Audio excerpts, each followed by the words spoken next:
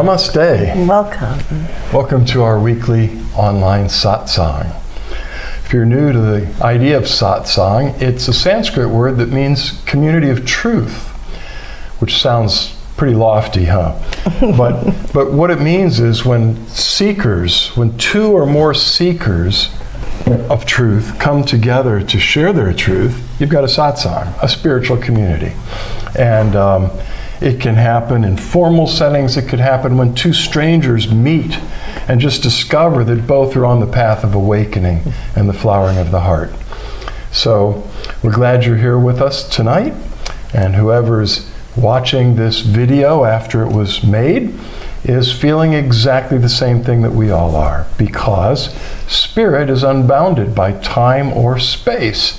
So you could tune into this video 10 years from now and it would still have the same presence, the same vibrancy that we share here tonight together. Spiritual community is so important for our growth on the path. There's only so much we can do alone. Having said that, I'm about to contradict myself and say you're absolutely complete. You're missing nothing. Everything you need is inside of you. No one can tell you you're missing a piece and I've got it, I can give it to you, or I can sell it to you, or if you become my follower, I'll make sure somehow it's transmitted to you. And we hear lots of things like that these days. But the truth is, it's all resident within us. If we go deep enough into the center of our being, the center of our spiritual heart, we discover the divine source is within us. As Rumi said, we're not just drops of the ocean, we're the entire ocean in a drop. It's all inside of us. And that light at the center of our being is divine. It is fully aware, fully enlightened. It is pure unconditional love. And that's who you really are. That's your true self. That's your home. So if you've been looking for it on the outside somewhere, or in Timbuktu, or India, or China, or someplace, I'm here to say it's all inside of you. Having said that, even though it's all in us, everything we need for the whole journey, generally, some of the most profound dimensions of our awakening only come online when we connect with others on the path. There's something about the way that we catalyze each other. It's not that we're missing pieces, except sometimes the piece of love and connection with others. And when we do that, you have a satsang. Throughout this one, we're sharing with you the Flowering Heart Blessing. It has a fancy Sanskrit name, but it's just the Flowering Heart Blessing. It's a transmission of divine grace, divine light, divine awareness that catalyzes our hearts, that divinity, that enlightened consciousness I was talking about, that's resident within every one of us, to cause it to begin to flower from the inside out through all the layers of our being. The Flowering Heart Blessing just turns it on.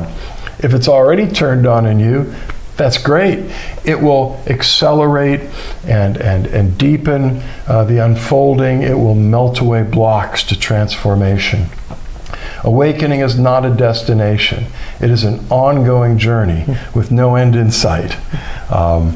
So we keep saying more light, more grace. Take us deeper, bring us ever more deeply into the embrace of oneness, unity with the divine source.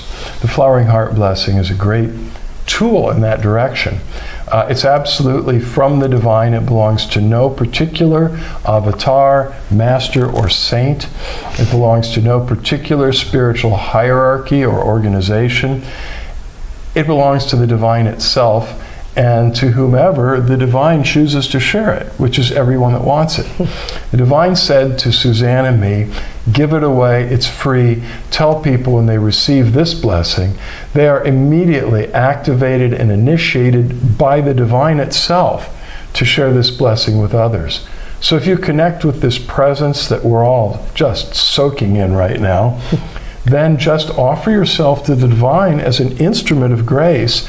And whenever you simply hold someone by intention in your heart, and you ask the divine to pour out the Flowering Heart Blessing to them, The divine does all the rest. We're just instruments. We can also do it in someone's physical presence with their informed consent. We gently lay our hands on the top of their head, invite the divine to pour out the flowering heart blessing, and then we just relax and get out of the way. So please do that as much as possible. If you've come and you're with us tonight and you have belong to another kind of spiritual tradition or community that has its own form of divine blessing, of Diksha, of Shaktipat, or it goes by so many names. All the great spiritual traditions somewhere have a mystical transmission of light and grace, if you can find it. And so if you come from another community that has its own blessing, if it comes from the source, if its purpose is awakening, transformation, and the flowering of the heart, please join with us and feel free to share your blessing with all of us, non-stop through the whole satsang tonight. We had sort of I hope everybody found us. Anybody on Facebook will have no problem, but somehow the link that we've been using for a long, long time on Vimeo got changed, and we had to create a new link. So if you had a hard time finding it, understood, I've posted the new link right there on Facebook. Also, if you get to the old Vimeo page, which is no longer active, I'm assuming tonight, there's a comment there that says, oops, it got changed. And so I imagine in no time at all, everyone will find their way. So what else do we have to share tonight? If you tune in, please, if you don't make a comment, push the like or the love button. Yeah. Because then at the end we can see who attended, and it warms our heart. Okay. Wow. It's funny. Paul was one of the first ones to leave. He left a heart, and now it's changed to a frowning face. Oh. We're going to send special blessings to you just because of that, Paul. But feel free to change it back to a heart. I like that better. Yeah. Okay. It was St. Teresa of Avila that said, the world has enough dour-faced saints. I don't mean you, Paul, but somebody else we know, a spiritual teacher a lot of us know, said, happy people make a happy world.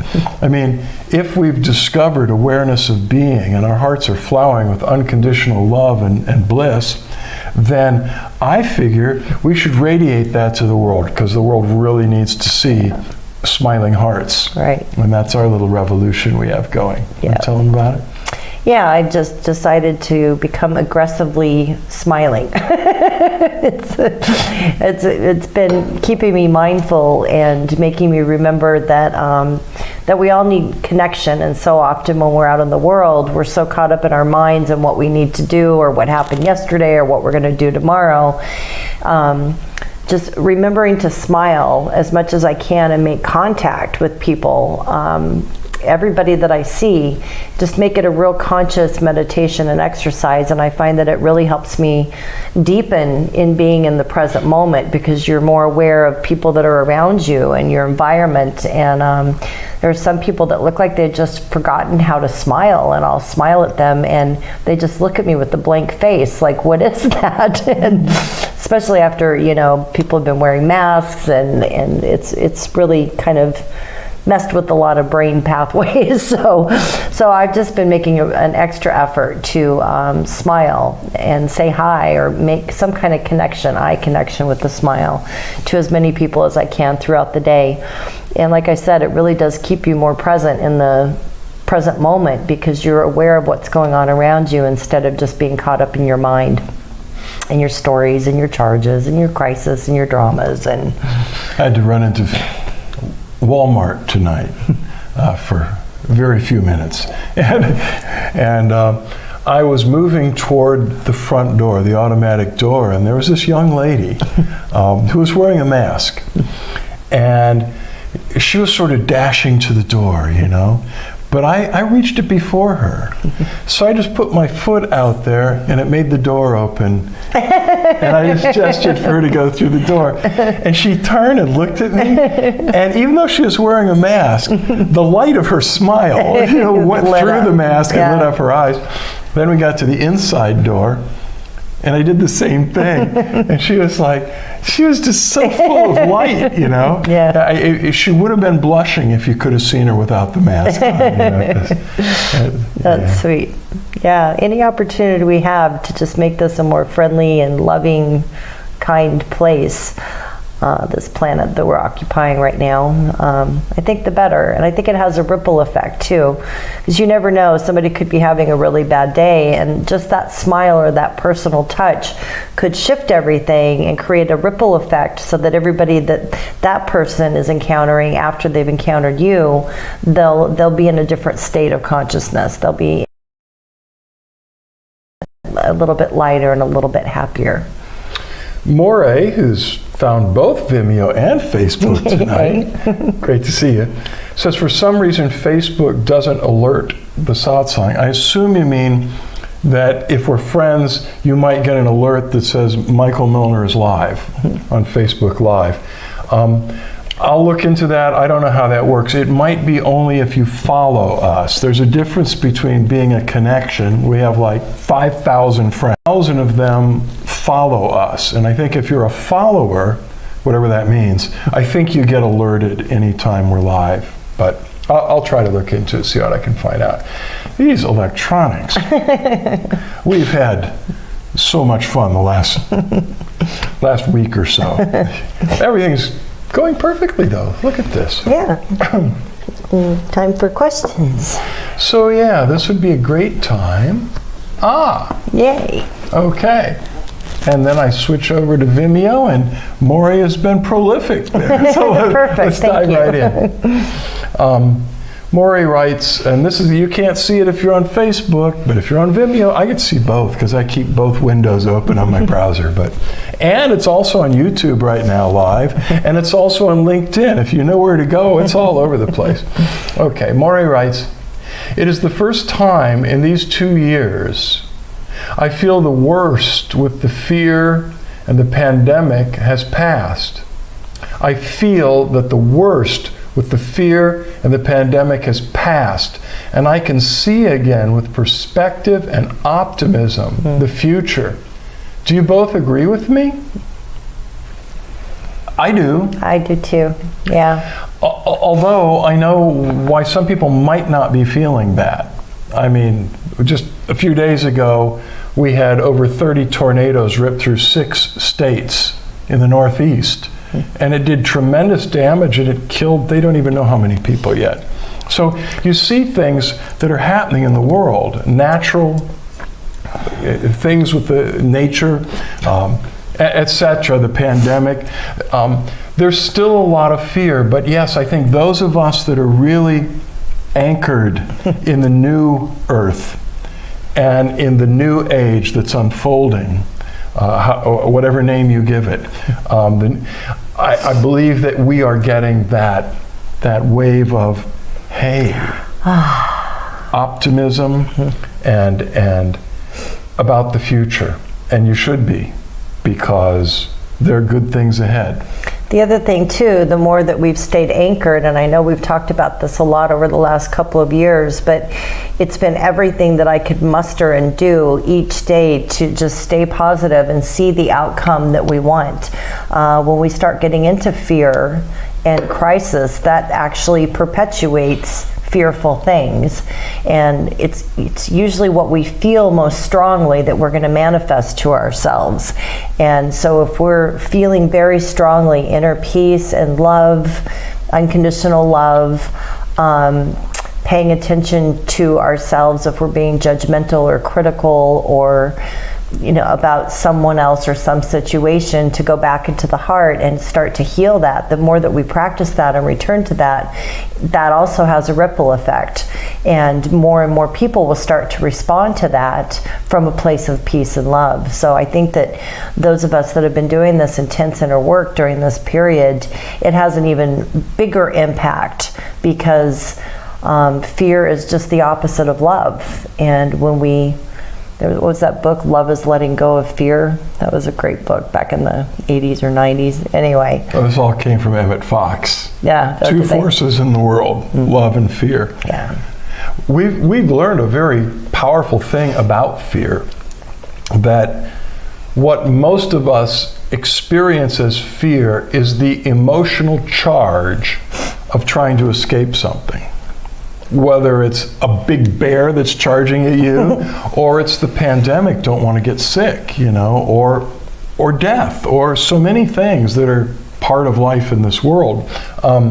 As long as, first of all, if we resist what is, the reality of the present moment, that resistance is suffering.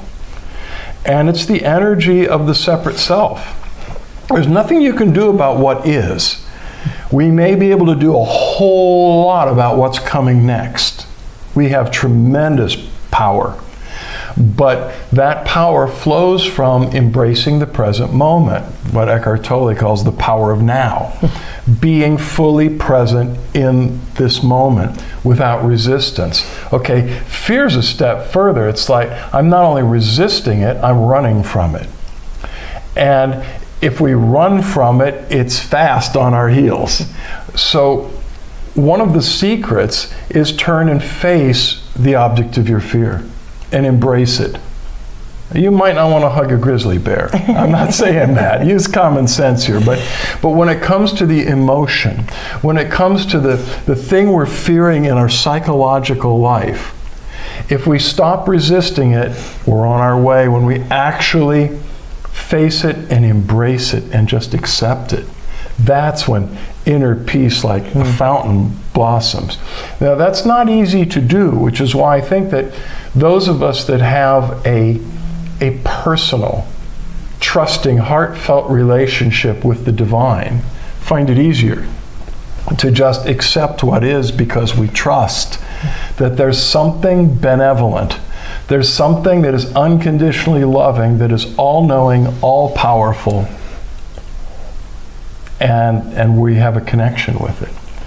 So the deeper, and that presence, that divine presence is pure love. And as Suzanne was just saying, that divine love melts and dissolves fear. That's just the way it is, So, okay, Morey continues. I've gone through a very lonely period where I detached myself from everything. And now I just want to be in spaces of spiritual sharing and love. Congratulations. Beautiful.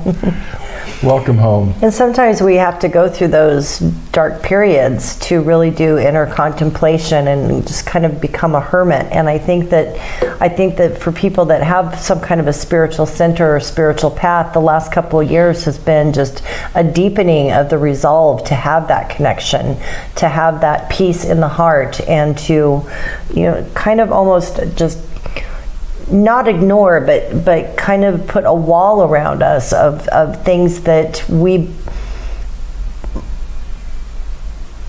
might be untruths or are untruths. And so there's been, so much information coming out on all different fronts, on all different matters. And for me, I've had to just sit with what I hear and go into my heart and ask, is that truth to me? Or am I just following blindly whatever I'm hearing from people around me? So it's been a really big practice for me to go within and really ask inside deep, my connection with the divine and my higher self, is this my truth? And if it doesn't feel right, then I just dismiss it and I wait till I get more information. What's that expression you like to say? The wise sage waits for the mud to settle before crossing the creek. Before acting, the sage waits for the dust to settle. Or if we're looking at the flowing stream, let the mud settle before taking a step. Because then you can see how deep it is, if there's a rock, if there's, anything. You just see more clearly when we're not all up in muddy water. Morey also asks, are you doing satsangs on Christmas and New Year's week? Well, Though I think Christmas is on a Saturday, isn't well, it? it is. It Yeah. will be December 26th is a Monday. I hadn't thought of doing anything Christmas Eve or Christmas Day, because how can you do that without playing Christmas music? There's such beautiful Christmas music, and we can't play any of it here on Facebook Live because it's all copyrighted. Maybe it isn't all. Maybe some of it's public. What day is Christmas? Christmas is the 25th. It's Sunday. I know. Oh, it's a Sunday. Yes. The actual day of Christmas. No, I'm wrong. It's Saturday. That's what I Excuse me. Sunday, the 26th, will be our communion with the cosmic Christ. Oh, yeah. So we definitely will be having our interfaith communion service on Sunday, the 26th. And then on Monday, the 27th, we will be having our regular Monday night satsang. We don't plan to have another one online until the 3rd of January, but we'll see.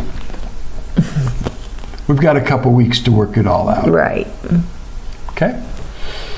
All righty then. And I don't see any other questions, so we'll wait just a few minutes and see if you have anything you'd like to throw out there, bring up, or questions. Asking questions is so important. And it's not because we don't already know it all. But we don't. And we can always, there are areas of the spiritual journey where we seek more light, more clarity, more understanding, and it helps. But it also helps everybody else when we share those questions, because it's amazing how our journeys are parallel. And all of us experience similar challenges along the way. And need answers. But when a question is asked in a satsang, it brings divine inspiration from the presence. Something that we wouldn't be talking about, we wouldn't be seeing. The divine light pulls back the veil and shines a light into all of us to give an answer to that question that one person took the risk, to actually throw it out there. So we really appreciate when you do that, and you don't have to, but I keep pulling. So, what else?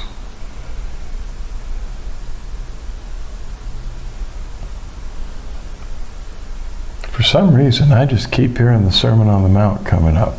The part where the Christ said, "Don't worry." Don't worry about, what you're going to wear, what you're going to eat, where the necessary funds, the finances are going to come from. He said, if you put your attention on all that, what am I going to wear? What am I going to eat? It's amazing how much mental space we humans give to what we're going to eat and what we're going to wear and how we're going to pay for it. He said, if you do that, your vision's divided between being set on the light and being set on the things of the world. Now, there's nothing wrong with the world or the things of the world, but the Master said if your eye is single on the light, your whole body, not just your spirit, yes, and your soul, yes, but he said your very body, your physical body, will be filled with divine light. Which is really great. It's really great. That's what we want. We want it to flower and shine through every layer of our being, through our bodies out into the world, so that we're like living lighthouses. And he said, if you just will seek first the kingdom of heaven and its way of right living, of right thinking, of right being, to live in harmony and in oneness with the heavenly kingdom, queendom, however you put that into words, that all the things that you need, all the things that you want will be given to you. And he said, and keep it one day at a time. Do not worry about tomorrow. Sufficient are the challenges that we face one day at a time. Those are such simple teachings, but 2,000 years later, they're still really profound. Maybe part of what made me think of it was Emmett Fox, because Suzanne was talking about love and fear as the two big forces. Actually, love is the only big force. Beyond it'd be saying, nope, just love. There's only just love. The fear's not my truth. So, okay. But he wrote about this, sort of introduced that idea to the New Thought movement, I think back in the 1920s. But he wrote this one beautiful book. He wrote several, but the Sermon on the Mount, where he meditates on the Sermon on the Mount and gives so much light. And that was the favorite book of our dear friend Louis DeVos in the last several years of his life. And I recommend it. Okay, William says, since it's holiday time, how can I ask about working through family issues, stressors? I always have a hard time with family stuff. Yeah, well, I was going to say we all do, but maybe some of you are just, so blessed you've never had those issues. But relationships are the real testing ground of our awakening, because the outer world's a reflection of the inner world. And the more intimate, the more open, the more transparent we are with another human being, the more we're going to see reflected, yes, our true self and our higher nature, but also our remaining charges and programming and junk. And so the most challenging relationships for most of us would be of two. One is family, because that's the biggie since we were born, And then there's intimate relationships, romantic or love relationships with another human being, because that's where we're often the most vulnerable and open and transparent. Those are the relationships where we can grow the most. But back up to family and the holidays. Families typically are masters of triggering the remaining charges that we have. So we've been on a spiritual path, we've been growing, we really would love to share that light and that joy with our family members, and they remember us as the whatever we were when we were kids or adolescents, or they have a certain picture of us. And there have been patterns that have grown over many years of reacting toward us. So one thing is, take it as a blessing. St. Francis of Assisi basically said, I'm paraphrasing now, but he said, the people that give us trouble, the people that are a thorn in our flesh, the people that trigger us are our best spiritual friends, because they present to us the greatest opportunities to see our junk, but also to love unconditionally and not to react. So the challenge with the family is to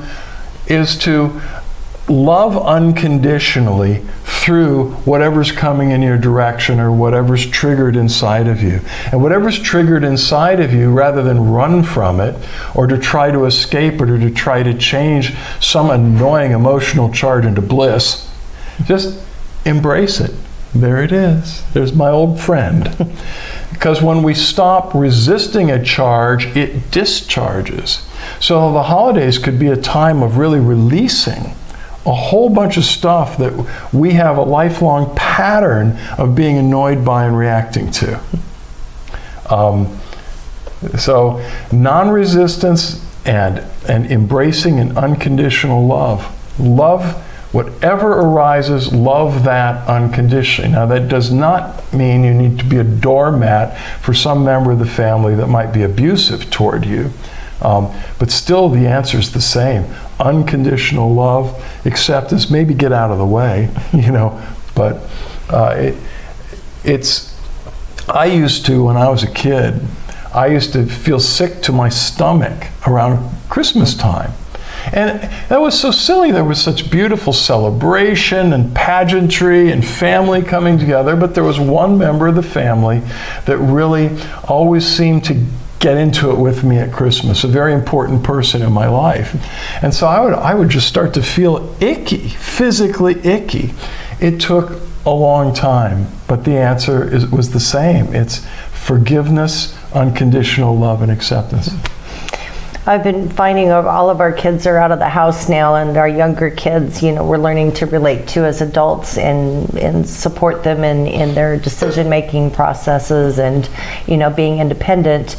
And our older kids, expect us to react in a certain way because we have for years. But over the last couple of years, I've realized, as I've been paying attention to when my ego is coming up, is that if I'm trying to get a point across or say something, I've got to stop myself and ask, is this coming from my heart or is it coming from my ego? And when it's coming from my ego, I want attention, I want to be right, I want to be in control. And when I'm coming from my heart, I find my responses are very, very different to the kids. And they'll still say stuff like, Mom, you always do this or you always do that. And I say, I really don't anymore. And I would appreciate it if you not put me in a box, because we all need to allow each other room to grow. But I found that by listening more instead of needing to talk so much has really helped me shift my relationships with our kids and other family members, because everybody wants to be heard, everybody wants to be listened to. And I found that what works best with me with good relationships is to really listen to what people are saying and respond from the heart.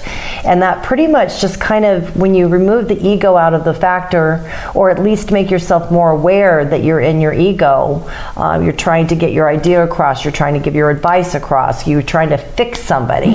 If we're trying to do any of that stuff, then we're not coming from our hearts, we're coming from our minds and our ego, no matter how well-intentioned we think what we're being. So you could take it as a spiritual exercise when you're around friends and family this holiday season, and just take more time to listen and more time to respond from the heart. And when you feel that little pull, like I've got to be right or I've got to fix this, just go back into your heart and say, what would my heart say? What would my higher self say? What would the divine, how would they respond or react in this situation? And it kind of just cuts the tension, because there's not a push and pull between egos and needing to be right. So to begin listening gives us just a little space. So when someone says something in our direction that's beginning to trigger a reactionary response, that's a wonderful opportunity to just stop and take a breath. And what I do in that space, and it doesn't take long, is I ask inside, would what I'm about to say help? Or hurt? Well, no, will it contribute in a positive way to this situation or what I'm feeling? And that still small voice on the inside is very quick to tell me, yes, go for it. Speak your truth, or no. and that's been the harder part of the inner voice to hear, the part that says, no, that's not helpful. But as I've more and more over the years developed the capacity to ask that question, and when I hear a no, to just don't say anything. I mean, I could say, well, what should I say, or what could I say? But I start with, should I say anything at all? Would it help? Or will it just be more wood on the fire? Right. And I have found such benevolence and peace enter into my relationships by doing that. Sure, there's a part of the mind that's got an answer, or at least it's got a comeback.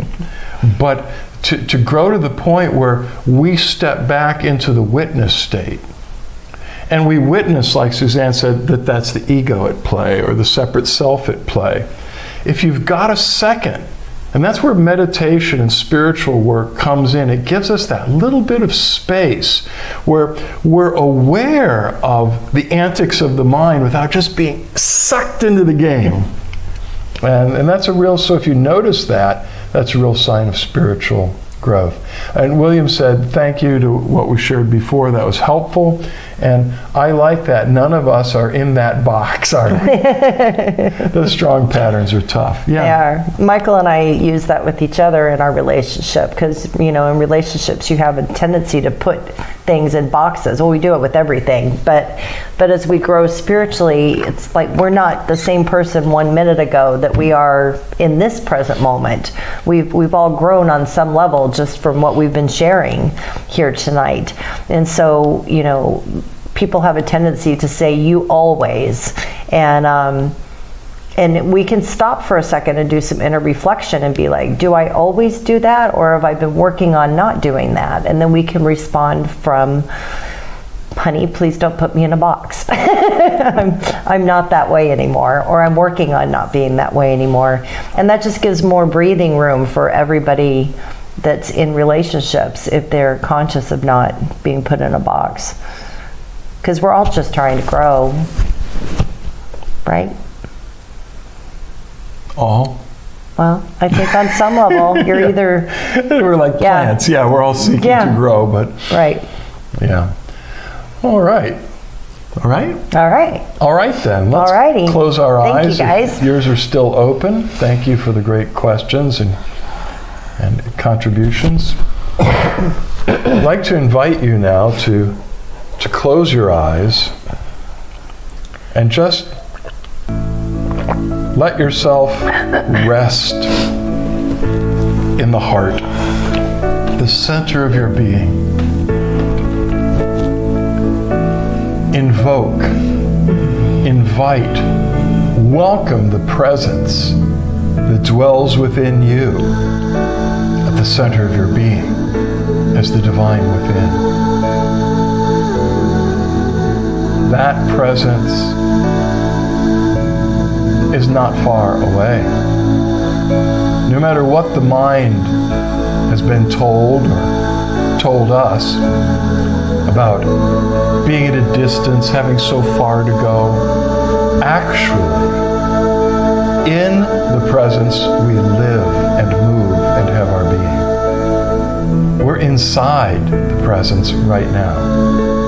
And it yearns to embrace us and melt us into complete loving oneness. So welcome the embrace of the divine presence. That would be a way of talking about the flowering heart blessing. It's nothing other than the loving embrace of the divine source. That's how we grow. That's how we're liberated. That's how we're transformed. By divine grace, unmerited, unearned, undeserved, free gift. Welcome. The blessing that is pouring out in your being from all around you and from the very center within you.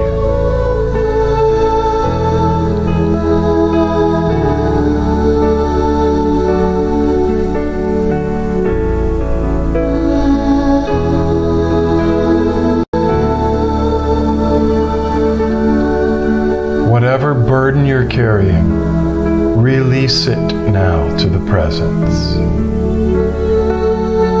And drink in the light, the grace, the love that's flowing to you right now. The divine already knows exactly what you need.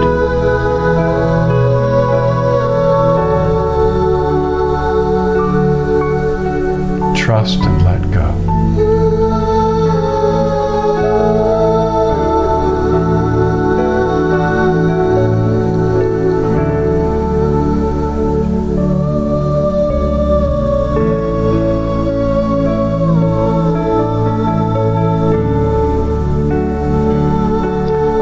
presence, as we yield more fully and deeply to it, not only floods our spirits with enlightenment, floods our souls, also heals our poor, tattered minds, dissolves the negative charges, patterns and programming, and rebuilds our minds and our emotional life. Floods our physical bodies and brings healing and transformation. Shines through our lives into our relationships to heal relationships, and to transform our connections with the outer world. Just relax and let it be.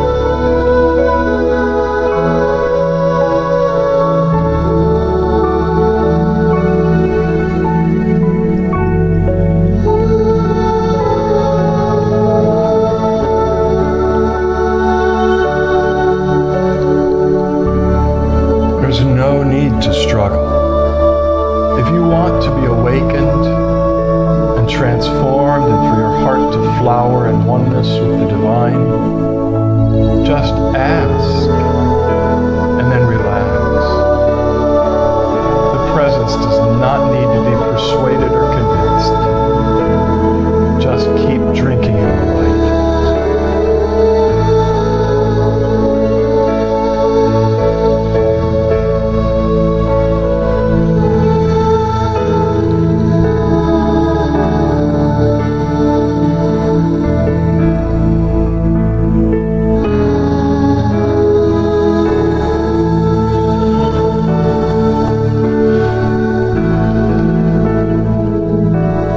Imagine all of us sitting in a circle together, a blessing circle. With your eyes closed, you can visualize or imagine that, and lift up your hands and open your palms facing forward, and let us invite the presence to pour the flowering heart blessing through all of us to each other.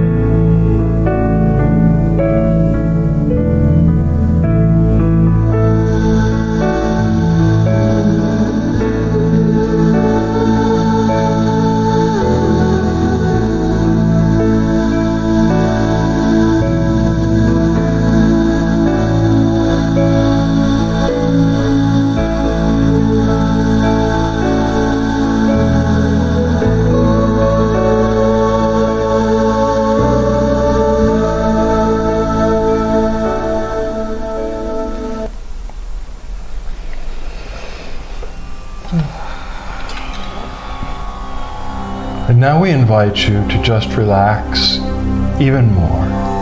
And when you're ready, open your eyes and begin to make direct eye contact with Suzanne and or me. And just keep making eye contact with at least one of our eyes. And the rest is what the Divine Presence does during the light meditation. Suzanne and I are flooded with grace, and it pours out to you through every fiber, every pore of our being. Love, light, grace, especially through our eyes. The eyes have been called the doorways of the soul. As you keep making direct eye contact, that light shines in through your eyes into your spiritual heart, causing the flames of divine love, awakening and transformation to burn and shine ever brighter within you. There's nothing to do but just keep looking, relax, and let it happen.